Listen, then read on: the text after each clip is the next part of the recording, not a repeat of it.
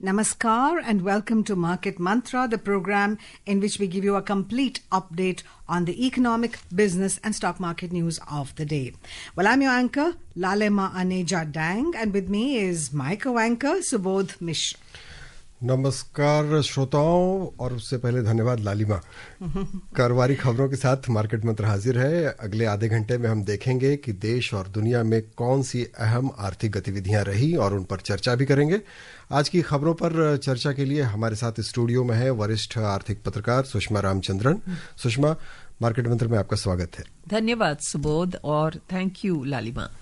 पहले हेडलाइंस के साथ लालिमा आनेजा dang. Thank you, Subodh. Yes, friends, let's begin with the headlines right away. Benchmark domestic indices edge over 0.5% higher. Sensex closes above 85,000 level for the first time this year. Nifty rises 143 points. Prime Minister Narendra Modi releases 21st installment of PM Kisan scheme to support 9 crore farmers across the country. And global crude oil prices dip over 1%. देश के share बाजारों के प्रमुख सूचकांक आधा प्रतिशत से ज्यादा बढ़े। सेंसेक्स इस साल पहली बार 85,000 के ऊपर बंद हुआ। निफ्टी 143 अंक बढ़ा। प्रधानमंत्री नरेंद्र मोदी ने देश भर के 9 करोड़ किसानों की सहायता के लिए पीएम किसान योजना की 21वीं किस्त जारी की और कच्चे तेल की वैश्विक कीमतों में 1% से ज्यादा की गिरावट।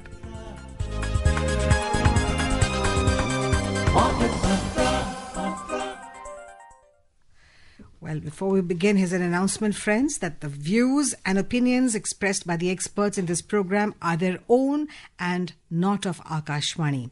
Akashvani advises its listeners to do their own research or consult a registered professional before taking any investment decision. We further advise all listeners to exercise due diligence and rely on their own judgment for taking any financial decision.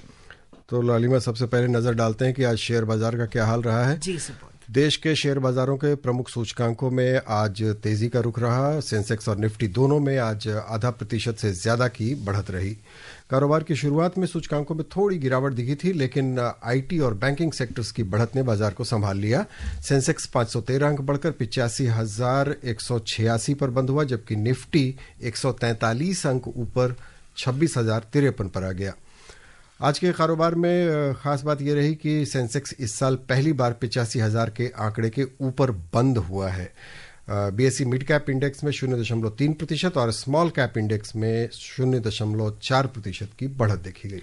Benchmark domestic equity indices, the Sensex and the Nifty ended over 0.5% higher today, largely led by gains in IT and banking sectors. Despite starting the day on a negative note, the indices swiftly reversed course and maintained an upward trajectory throughout the trading session. The Sensex surged 513 points to close at 85,186, while the Nifty advanced 143 points to settle at 26,053. Sensex closed over 85,000 mark for the first time this year. Meanwhile, the broader market indices at the Bombay Stock Exchange closed mixed. The mid-cap index advanced over 0.3%, while the small-cap index declined 0.4%. और Sensex में शामिल 30 में से 20 कंपनियों के शेयरों में आज बढ़त रही। सबसे ज्यादा बढ़ने वाले शेयरों पर गौर करें। HCL टेक के शेयर 4.3%, इन्फोसिस के 3.7% और TCS के 2% बढ़कर बंद हुए। सबसे ज्यादा गिरने वाले शेयरों में Tata Motors passenger vehicles limited में 2.8%, मारुति में 1.3% और अडानी पोर्ट्स में 0.8% की गिरावट देखी गई। Across sectoral indices at the BSE, 11 out of 21 sectors ended in positive territory. Among the top gainers, focused IT advanced almost 3.1%, IT increased over 2.9%, and tech rose 2.2%. Among the key decliners, energy slipped almost 0.5%, oil and gas dipped nearly 0.4%, and realty as well as industrials both decreased over 0.3%. The overall market breadth at the BSE was negative as shares of 2,338 companies declined, 1,841 advanced, and 167 remained unchanged. So Sushma हाँ आज 85,000 mark, I think Subodh, you can call it a wow moment once again for the इस साल Indian तो पहली बार उसके ऊपर बंद हुआ, हालांकि एक महीने पहले उससे ऊपर एक बार निकला था डे ट्रेड में, बट बंद तो आज हुआ है। हाँ। और सबसे अहम बात है कि ये जो 85,000 का एक रेजिस्टेंस दिख रहा था बार बार वहां टच करके, या उससे थोड़ा पहले वो रुक रहा था, आज उसे ब्रीच कर गया। बिल्कुल। आपका क्या कहना है? ये तो बहुत ही बड़ी चीज है, बहुत ही बड़ी खबर है। और जैसे आपने कहा, वो वहां तक पहुंचते पहुंचते झिझक रहा ये सेंसेक्स, लेकिन पहुंच गया। और सबसे बड़ी बात ये है कि अगर आप दुनिया भर में देखें तो बाकी जो स्टॉक मार्केट्स हैं, बड़ी बड़ी स्टॉक मार्केट्स हैं, अब आप वॉल स्ट्रीट देखें, आप फुटसी देखें, और बाकी जो एशियन मार्केट्स भी इस वक्त सब डाउन हैं। ये ही एक शाइनिंग लाइट समझ लीजिए यहाँ पर है दुनिया भर में, जो अभी बुझी नहीं है, अभी चल रही है हमारी मार्केट ब्राइटली। और इसकी वजह कुछ, एक तो पहले इसके बारे में हमने काफ़ी बात की है मार्केट मंत्रा पे ही, कि जो डोमेस्टिक रिटेल इन्वेस्टर्स ने काफ़ी यहाँ पर इस मार्केट में काफ़ी पैसे डाले हैं, और उनका फेथ जो है इंडिया स्टोरी में, इसने ये मार्केट को डुबाने के बजाय ये मार्केट बढ़ती गई। और अभी जो इमीडिएट ट्रिगर ये है कि जो बातें चल रही हैं, ये कॉमर्स मिनिस्टर पीयूष गोयल ने बोला है कि जो इंडिया यूएस की जो ट्रेड डील अभी आने वाली है, कुछ उम्मीदें हैं कि अभी हो जाएगी, तो इससे मार्केट थोड़ी सी पर्कअप हो गई है, क्योंकि ये इसके बारे में काफी इंतजार चल रहा था। तो अगर ये हो जाए तो ये बहुत बड़ी बात है। और निर्यात पर आधारित जो भी उद्योग हैं हमारे, जो टैरिफ बढ़ने से परेशान थे, बिल्कुल उनके लिए बहुत बड़ी राहत होगी अगर कोई सकारात्मक हमारे लिए डील हो जाए। बिल्कुल। इनफैक्ट पर ये है कि अगर आप देखिए लेटेस्ट जो अक्टूबर डेटा आया है ट्रेड का, उसमें ओवरऑल तो हमारी जो निर्यात है वो कम हुई है, 11% कम हुई है, लेकिन अमेरिका के लिए 4 महीने के बाद बढ़ोतरी हुई है। हाँ, 14% सितंबर में बढ़ा है, अक्टूबर में सितंबर के बजाय। तो मंथ ऑन मंथ जो इंक्रीज हुआ है, ये बहुत ही इंटरेस्टिंग बात है कि बढ़ा है। और इसका लगता है कि कुछ सेक्टर्स जहां टैरिफ्स कम है वहां बढ़ गया होगा। Yes, as Subodh just talked about exports, Sushma, when US put tariffs on us, we were a little scared, kind of, which way we would go. But we've managed pretty well on the whole. We've gone to many other markets, and we've found new markets for our exports. Yes. So it hasn't been that bad as it could have been, and we've managed to be a very resilient economy when it came to exports. Yes, there has been tremendous resilience. In fact, this has been pointed out by that latest study by Moody's, which has said that Moody's and also if you see even the Organization for Petroleum Exporting Countries, the cartel OPEC, has also done a study recently. Both of them have said that the impact of the tariffs is not so significant on India because number one, it's a domestic oriented economy. Number two, they have very swiftly diversified their markets. So though the October data has shown that there is a dip in overall exports, September had shown an increase, which was very surprising.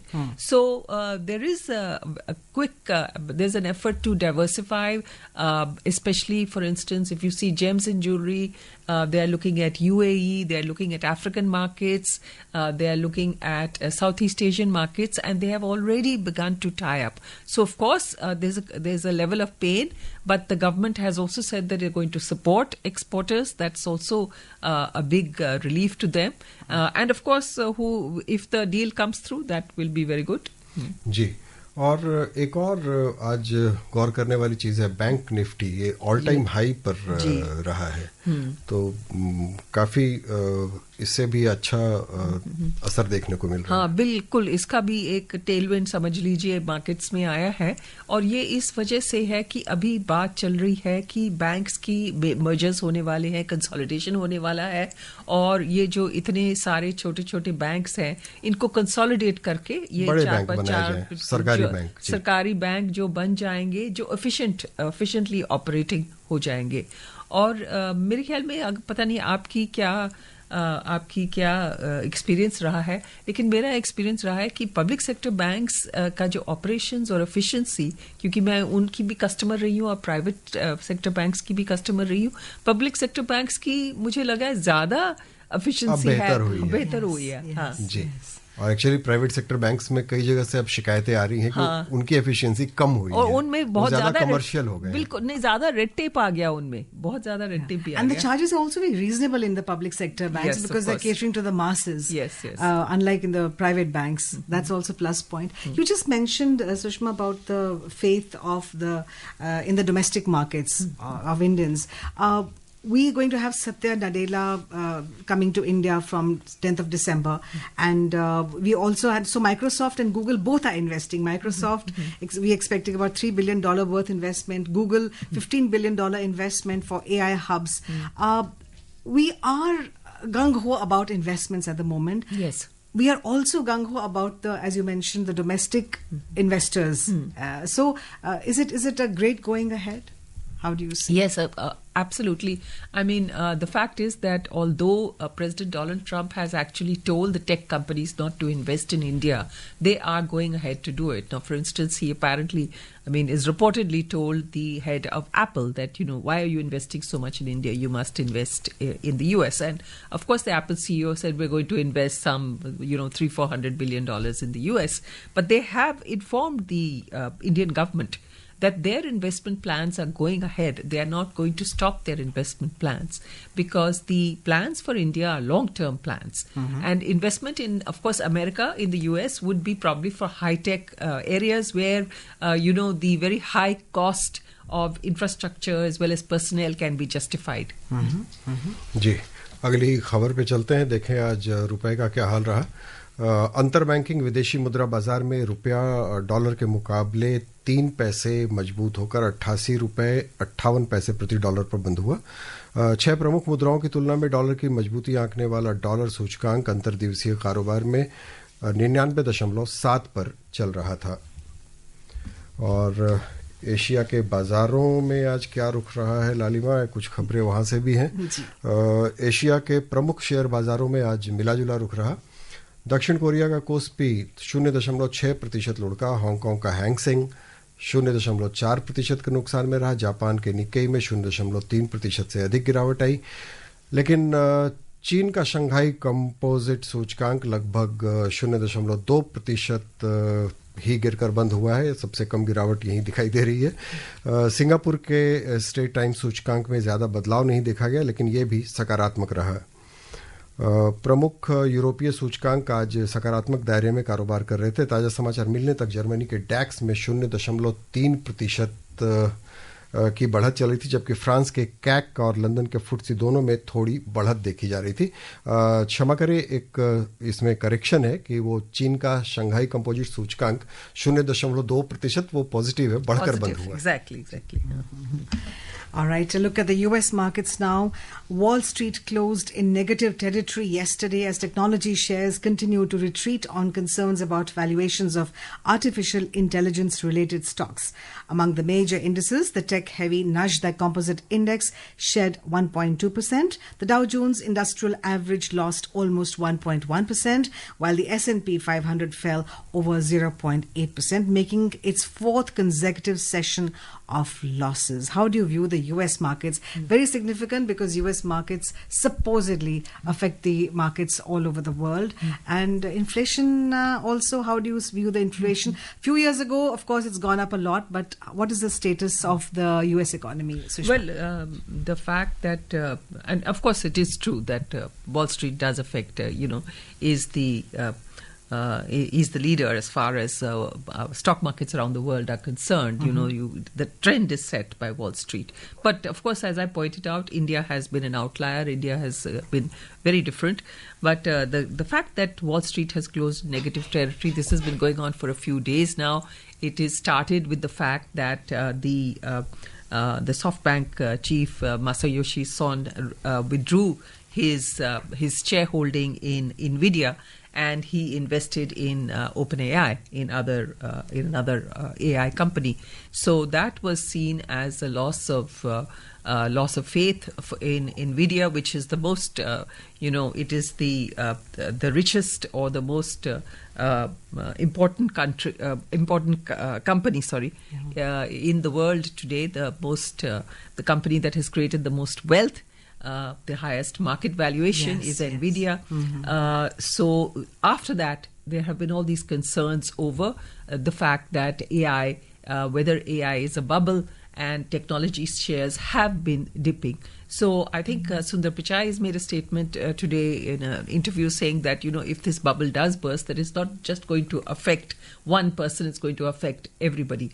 But so far, it just seems to be a slight dip. And there is some concerns, but the fact is that AI is not just a bubble. The only thing is that there is so much of money that is being poured into these tech stocks that there's a concern over whether this is being justified. AI, there's nothing bubble-like at all about AI. It's a big reality in our future.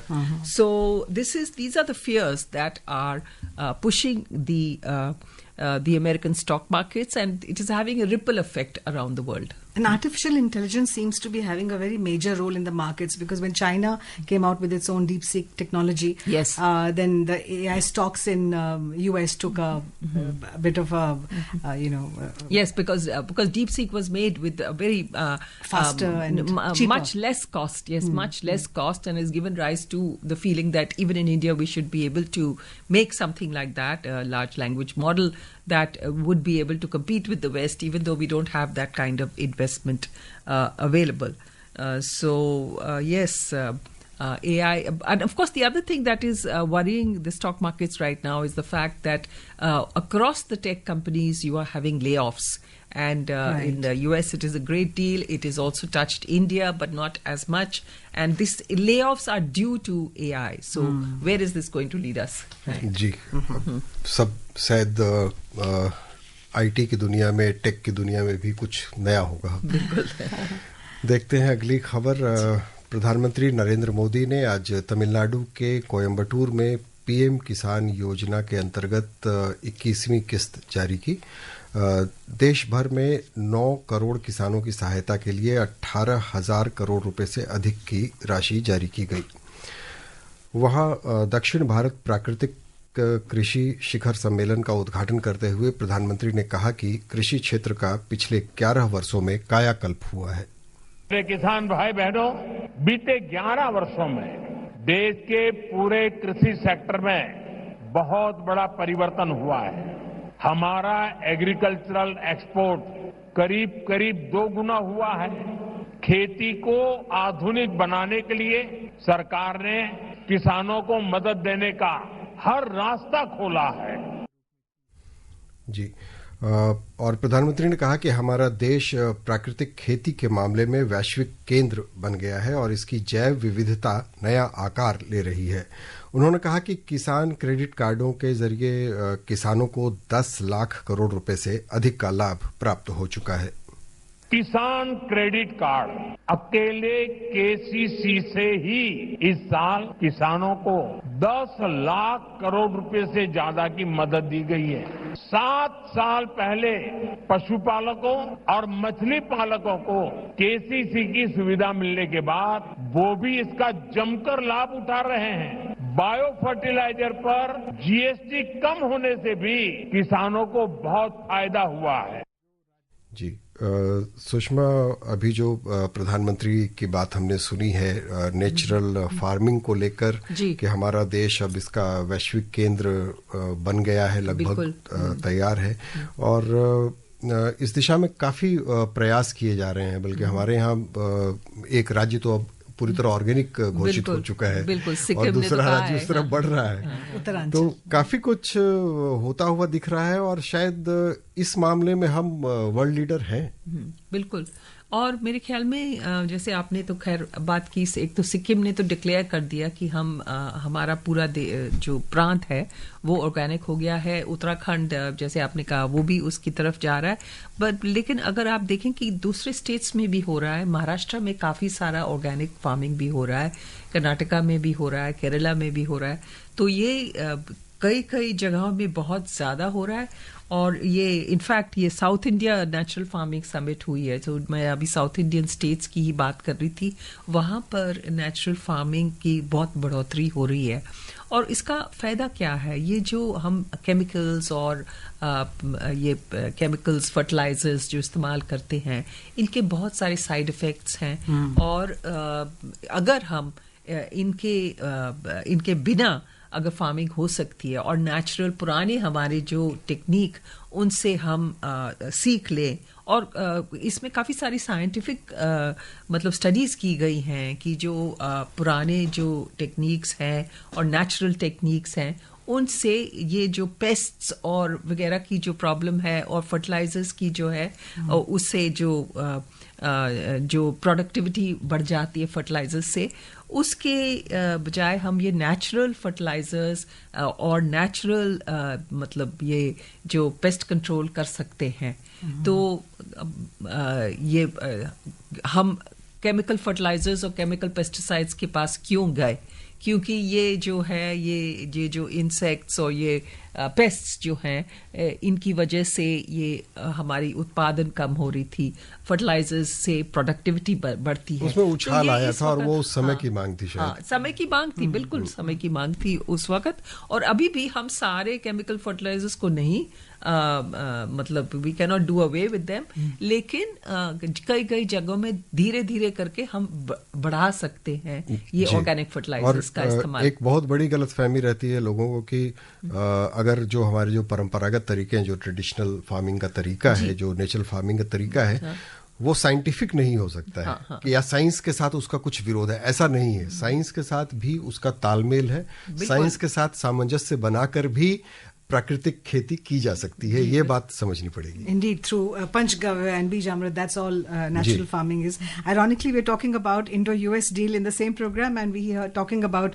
promoting natural farming. So we are moving in a direction where we can and we should and we are protecting our fishermen and farmers and people involved in our agriculture. Well, moving on, Union Finance Minister Nirmala Sitharaman chaired the 7th pre-budget consultation with experts from banking, financial services and insurance in connection with the forthcoming Union Budget 2026-27 in New Delhi today. Yesterday, the Finance Minister also met with the stakeholders from the startups ecosystem. The Finance Ministry conducts several pre-budget consultation meetings annually with experts, industry leaders, economists and state officials. The deliberations seek to ensure the Union Budget reflects diverse perspectives and addresses key economic priorities. जी, और वाणिज्य और उद्योग मंत्री पीयूष गोयल कल से Israel की 3 दिन की यात्रा पर जाएंगे। यह यात्रा भारत और इजराइल के बीच बढ़ते रणनीतिक और आर्थिक संबंधों को रेखांकित करती है। यह दोनों देशों के बीच व्यापार, प्रौद्योगिकी, नवाचार और निवेश के क्षेत्र में द्विपक्षीय सहयोग को गहरा करने के लिए साझा प्रतिबद्धता को दर्शाती है। यात्रा के दौरान श्री गोयल इजराइल के वरिष्ठ नेतृत्व के साथ उच्च स्तरीय द्विपक्षीय बैठकें करेंगे। चर्चाओं में व्यापार और निवेश संबंधों को मजबूत करने, कृषि, रक्षा, उन्नत विनिर्माण जैसे प्रमुख क्षेत्रों में सहयोग को आगे बढ़ाने पर बातचीत की संभावना है।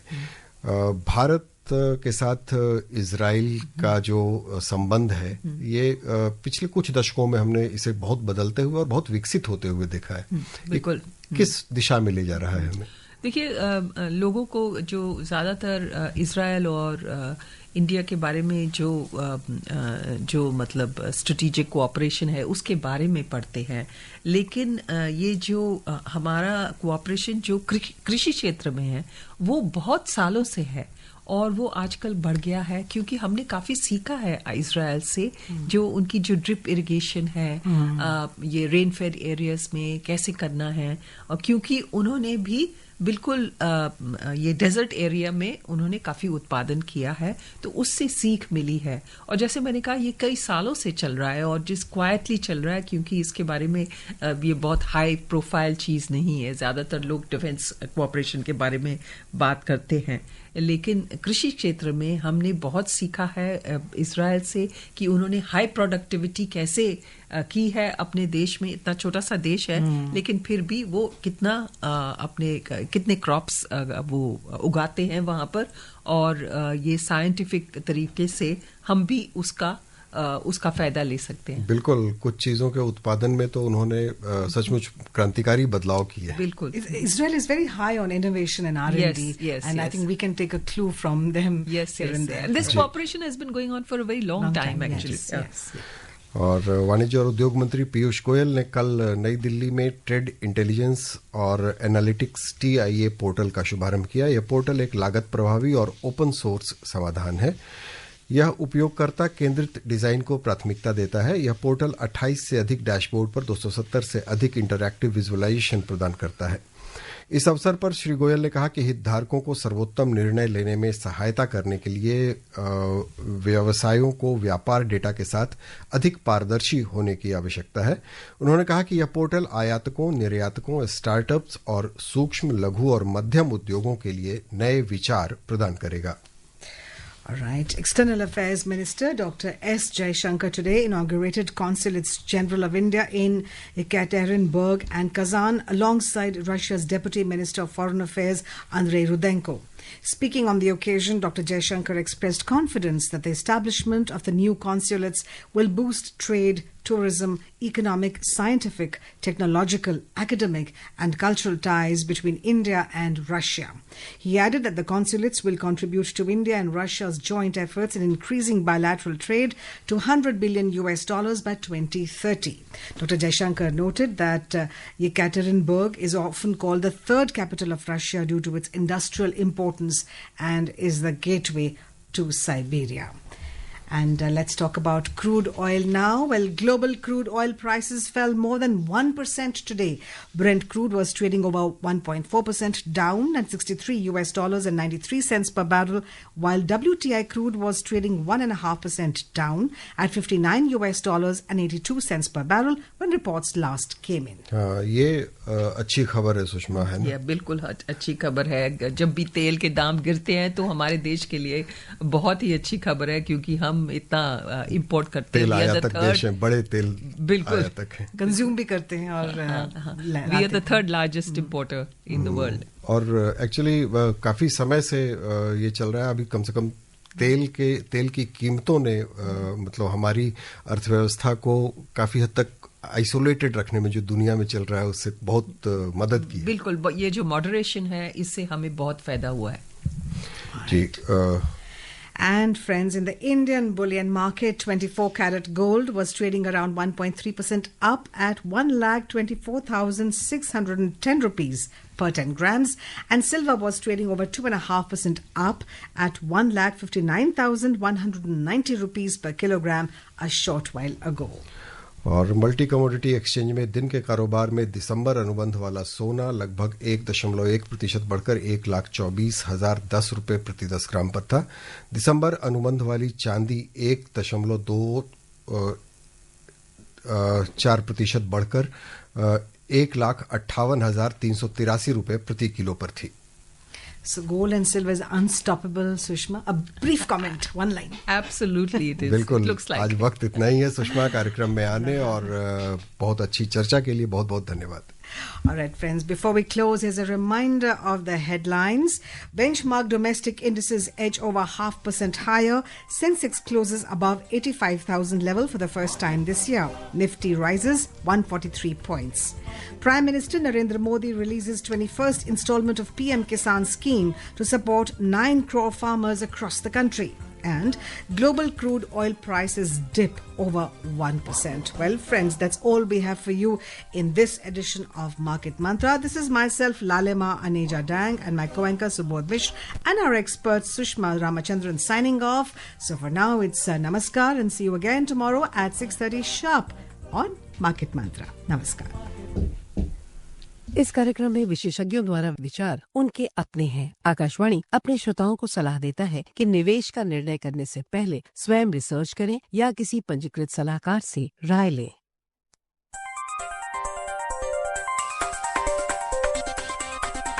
Market